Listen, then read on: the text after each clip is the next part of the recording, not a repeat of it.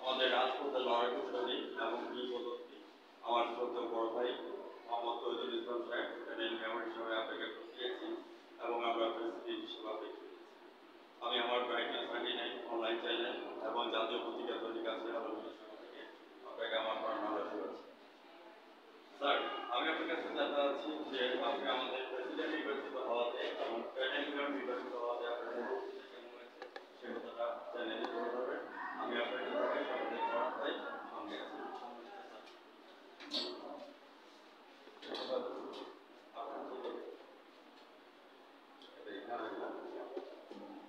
ধন্যবাদ চ্যানেল এখানে উপস্থিত আছেন আমার সাথে আমার ছোট ভাই আমাদের রাজপথের সঙ্গে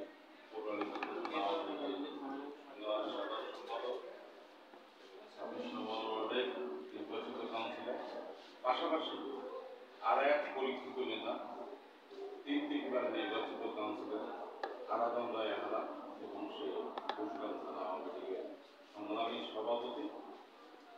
উপস্থিত যারা আছেন আপনি সহ সকলকে আমি মন্ত্রীয় শুভেচ্ছা দিয়ে শুরু করছি। বিষয়টা হচ্ছে অনুভূতির বিষয়ে কথা বলেছে। অনুভূতির জায়গাটা আমাদের যারা নির্বাচিত এখানে কাউন্সিলর, আমরা অনুভূতির দিক থেকে জনগণের যে ম্যান্ডেট নিয়ে আমরা এই জায়গায় এসেছি এবং কাউন্সিলররা সকলে মিলে আমাদের যে প্যানেল নির্বাচিত করেছেন, আমি সর্বপ্রথম আল্লাহুল আলমীর কাছে শুকরিয়া জ্ঞাপন করি, কাউন্সিলরদের প্রতি আমি কৃতজ্ঞতা প্রকাশ করি। আজকে রংপুর সিটি কর্পোরেশনে আমাদের যে পরিষদ আছে, পরিষদের মধ্যে আমাদের একটা ঐক্য ভাব আছে, সামাজিকতা বন্ধুত্ব এবং সৌহার্দ্যপূর্ণ সম্পর্ক সকলের সাথে আছে। আজকে দেখবেন যে মাননীয় প্রধানমন্ত্রী জননেত্রী শেখ হাসিনা বাংলাদেশকে উন্নয়নের হিসেবে একটা তৈরি করার চেষ্টা করছেন। স্মার্ট বাংলাদেশ থেকে যাচ্ছেন ডিজিটাল বাংলাদেশ থেকে। আমরা যখন ছোট ছিলাম তখন বিষয়টা ছিল ততটুকু, একটা সময় ছিল মানুষ সকালে উঠে চিন্তা করতো কি খাবে, আর এখন মানুষ একটা চয়েসের জায়গায় চলে এসেছে। সেটা হচ্ছে এখন মানুষ চিন্তা করে কি দিয়ে, অর্থাৎ এটা একটা ডেভেলপমেন্ট। আজকে বিদ্যুৎ এমন একটা সময় ছিল বিদ্যুৎ ঘরে ছিল, হ্যাঁ, ঘন্টা পর ঘন্টা। এখন মানুষ এমন অভ্যস্ত হয়ে গেছে একটু বিদ্যুৎ না থাকলে মানুষ অস্বস্তি হয়ে যায়। মাননীয় প্রধানমন্ত্রী বিজয়টা এখানে আপনার 4 লেন 6 লেন থেকে শুরু করে পদ্মা সেতু চ্যানেল থেকে শুরু করে এলিভেটর থেকে শুরু করে আপনার মেট্রো রেল থেকে শুরু করে আপনার সব কিছু মিলে আপনি যদি হিসাব করে দেখেন, মাননীয় প্রধানমন্ত্রী জননেত্রী শেখ হাসিনা একমাত্র নেত্রী যিনি বঙ্গবন্ধুর যোগ্য কন্যা, যিনি শুধু দেশ এবং জাতি এবং জনগণকে নিয়ে চিন্তা করেন। উনি আমাদের ভাগ্য পরিবর্তনের চিন্তা করেন, দেশের ভবিষ্যতের চিন্তা করেন। আমি মনে করি মাননীয় প্রধানমন্ত্রী যতদিন থাকবেন ততদিন এই দেশের জন্য কাজ করবেন। পাশাপাশি আমাদের রংপুরের জন্য কাজ করে যাচ্ছেন। আপনি রংপুরের সিটি কর্পোরেশন থেকে শুরু করে বিভাগ থেকে শুরু করে আপনার রংপুরের যে সমস্ত শিক্ষা প্রতিষ্ঠান যেমন ঢাকা ইউনিভার্সিটি এবং আমাদের রংপুর উন্নয়ন কাজ করেছেন, স্টেডিয়াম করেছেন। আর আরেকটি সুসংবাদ দেয় যে পাশাপাশি ডিস্ট্রিক্ট যেটা আমাদের লালমনিরহাটে ইউনিভার্সিটি উনি করছেন, সেটা হচ্ছে একটা মাত্র university, air space university, aeromedical university. সেটা কিন্তু বাংলাদেশ ইউনিভার্সিটি, সেটা ওই জায়গাটা উনি করছেন। আমার মনে হয় এখানে ইতিমধ্যেই বিদেশি ছাত্ররা নাকি ভর্তি হওয়া শুরু করেছে। আমাদের এই অঞ্চলে একটা বিশাল রিক্রুটমেন্ট হয়েছে। সৈয়দপুর এয়ারপোর্ট আন্তর্জাতিক এয়ারপোর্ট করলে আপনার নেভির একটা ভালো একটা প্রতিষ্ঠান তৈরি করেছেন মেহেরগঞ্জে, রংপুরও হবে। তবে আমাদের একটা দুঃখ রংপুরবাসী যে আমাদের এখানে ইন্ডাস্ট্রি কলকারখানার জন্য গ্যাসটা করতে হবে, গ্যাস ছাড়া আমাদের এখানে ডেভেলপমেন্ট হবে না।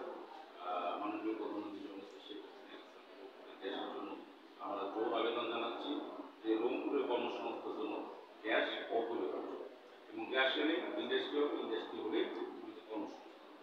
এটা আমার তাদের কাছে চাওয়া, তার কাছে আমাদের চাওয়া। আপনাকে আমি অবশ্যই ধন্যবাদ জ্ঞাপন করছি।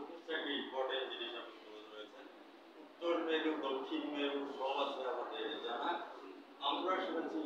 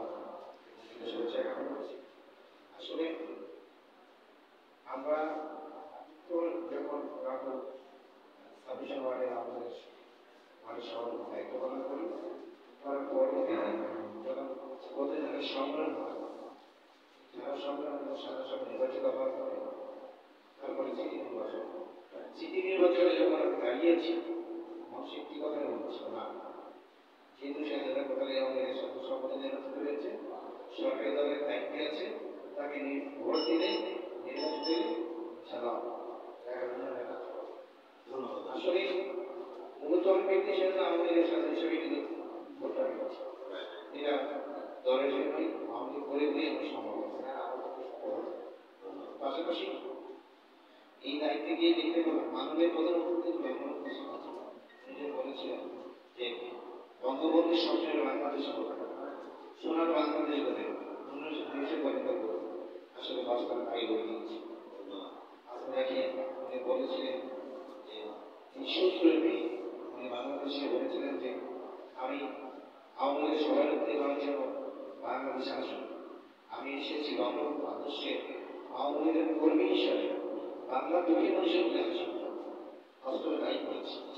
আজকে রুখি হতে নেই, মগা হতে নেই। আপনি দেখেন আজকে যারা শিশু গর্ভধারণের মা তারা পুষ্টি ভাতা পাচ্ছে, আপনি দেখেন যারা প্রতিবন্ধী তারাও ভাতা পাচ্ছে, আজকে বয়স্ক ভাতা বিধবা সব ভুলে খেলা করছে। এবং পাশাপাশি কয়েকটি এনজিও কাজ করতেছে সরকারের সাথে, সেটা হচ্ছে ওয়ার্ল্ড ভিশন, সিটিসি, ইউনিসেফ, সরকারের মাধ্যমে খুবই গরিব মানুষ, গরিব ভাষায় বলা যায়, তারা এখন সুদের শান্তিতে আছে।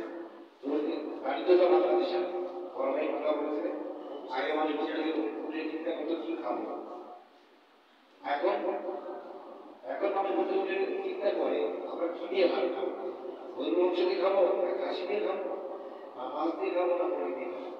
এটা আসলে সম্ভব হয়েছে মানুষ এখন প্রচেষ্টা। তাই আমি মনে করি আমরা যারা আওয়ামী লীগ আমরা যারা সাধারণ মানুষ যারা সকলের মানুষ যারা দেশের ভালোবাসে, এবং আমি সিটি করে এসে দেখলাম আমাদের কাউন্সিলর আছেন, ৩৩টা কাউন্সিলর, লোকসভা 11 জন, কাউন্সিলরের সাথে বসে কথা বলে এটা একটা ভালো লাগলো। বিশেষ করে আমার বড় ভাই সভাপতি আমাকে ছিল পরে ভালোবাসা দিয়েছে, আমার গার্জিয়ান হিসেবে সে আমার সবচেয়ে দেখভাল করে। পাশাপাশি সকলেই আমরা মাননীয় প্রধানমন্ত্রীর কাছে আমরা কৃতজ্ঞ, আমাদের এই বাংলাদেশের উন্নয়নের শীর্ষে এবং বাংলাদেশ উন্নয়ন উন্নত দেশ হিসাবে বিশ্বের মানচিত্রে জায়গা দিচ্ছে বলে তাকে আমাদের এই কাউন্সিলদের পক্ষ থেকে অভিনন্দন শুভেচ্ছা। সকল ধন্যবাদ। জয় বাংলা। দাদা আপনার কাছ থেকে একটু আমাদের সবচেয়ে 3 বার নির্বাচিত সফল কাউন্সিলর ওয়ার্ড পঞ্চায়েত শ্রী আরাধন রায় ভাড়া, দাদা আপনি বলুন। ধন্যবাদ আপনাদেরকে এই কথা বলার সুযোগ দেওয়ার জন্য। এখানে উপস্থিত আছেন, ইতিমধ্যে কথা বলেছেন আমাদের রংপুর সিটি কর্পোরেশনের panel mayor, Bangladesh Awami League Kotwali bank কমিটির সভাপতি এবং 20 নম্বর ওয়ার্ডের 3 বারের সফল কাউন্সিলর আমাদের শ্রদ্ধাভাজন বড় ভাই তৈজল ভাই। এখানে উপস্থিত আছেন কোতোয়ালি আওয়ামী লীগের সাধারণ সম্পাদক 26 নম্বর ওয়ার্ড কাউন্সিলর শাহজাদা আরমান। এখানে উপস্থিত আছেন 18 নম্বর ওয়ার্ড কাউন্সিলর আমাদের আর এক কলিগ চান্দু ভাই সহ যে কথাটা আপনি বললেন যে উন্নয়নের কথা এবং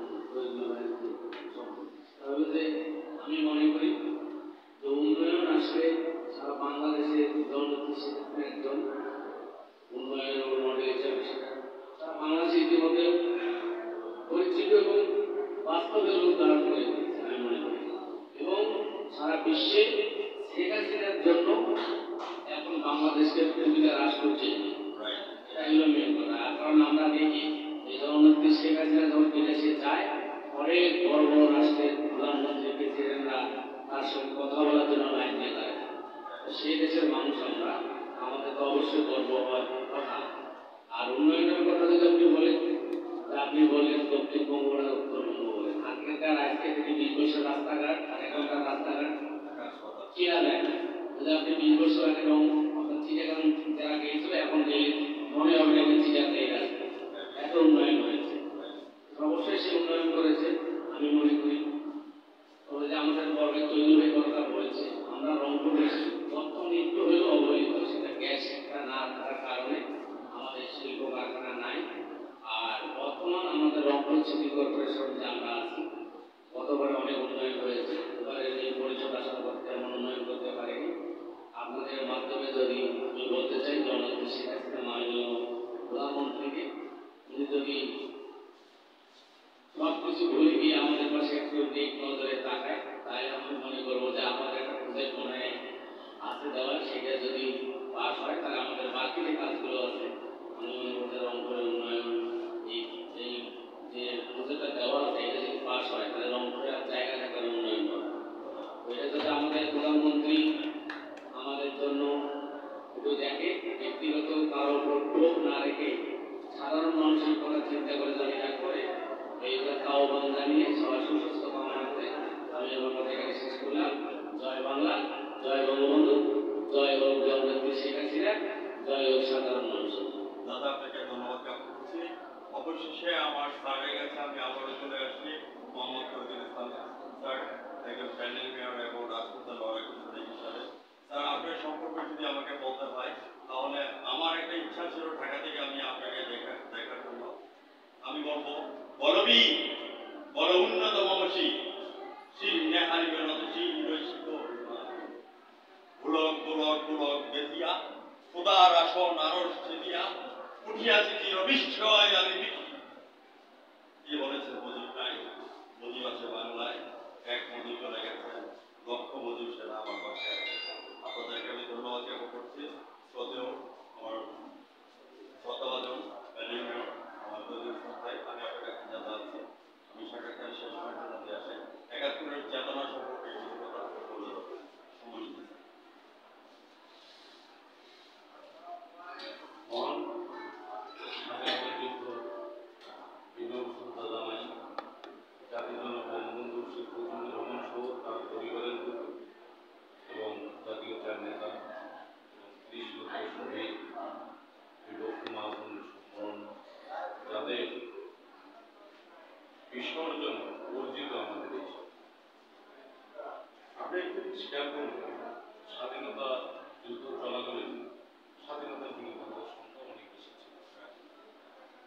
বঙ্গবন্ধু দেশের প্রত্যাবর্তনের পর তিনি অনেক চেষ্টা করেছেন দেশটাকে একটা সঠিক জায়গায় নিয়ে আসতে।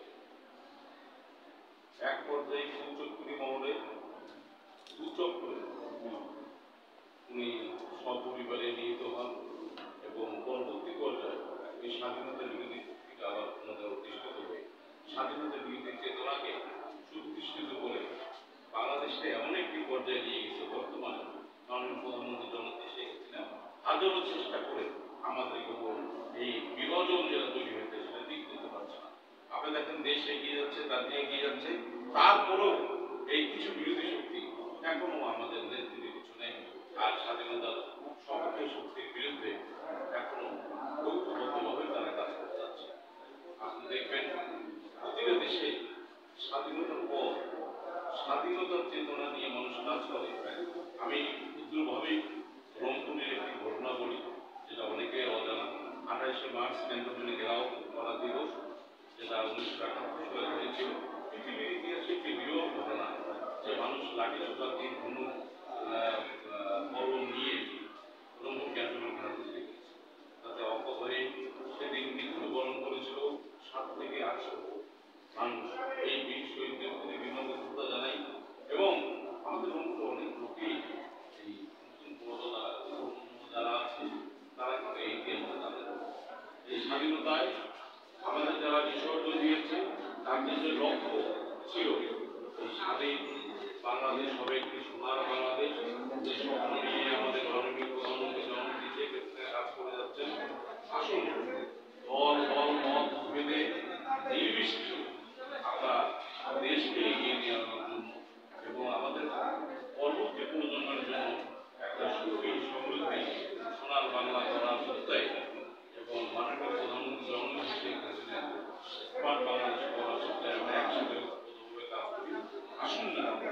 একবার অন্তত দেশটাকে ভালোবাসেন। যদি দেশকে ভালোবাসেন তাহলে আপনি ইমানের একটি দায়িত্ব পালন করুন। আসুন আমরা ইমানের দায়িত্ব পালন করে আমরা দেশটাকে ভালোবাসি, দেশকে এগিয়ে নিয়ে যাই। জয় বাংলা, জয় বঙ্গবন্ধু, জয় হোক জননেত্রী শেখ হাসিনা, জয় হোক আমাদের এই বাংলার আবহাওয়া সকল মানুষ। নজরুল ইসলাম ভাই, আপনাকে অশেষ ধন্যবাদ। অবশেষে আমি সাক্ষাৎকারের শেষ পয়েন্টের মধ্যে চলে আসছি। এখানে আমাদের শ্রদ্ধাভাজন